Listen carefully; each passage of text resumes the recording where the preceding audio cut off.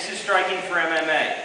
Now here, we're not doing full power striking, that's why we switched to little gloves. What we're working on now is clinch work. We can use 16s, but the problem is clinching with 16s versus little gloves is very different in terms of control, how you can move your hands. So we're going to focus on clinch work with little gloves. Now, we're going to set up the tie clinch. The big difference here between how most people do this and the proper way to do it is how you're going to tie that head up.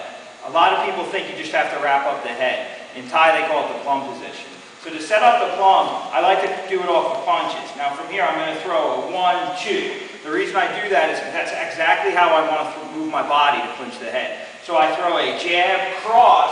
Now my first clinch is going to be just like coming with the jab again. I turn, coming behind the head.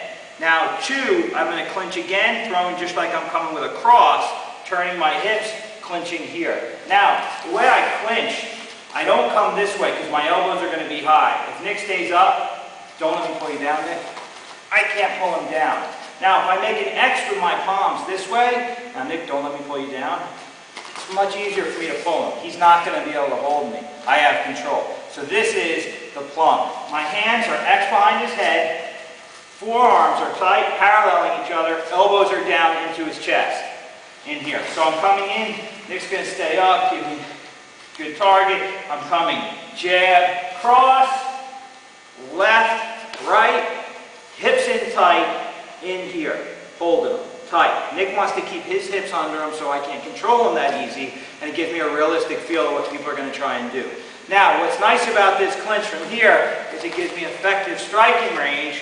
Striking. Now, if Nick tries to drop and shoot on me, I'm going to be able to control his head and put him into the floor. So if I drop my hips back as he comes in, I can control him and I can still work.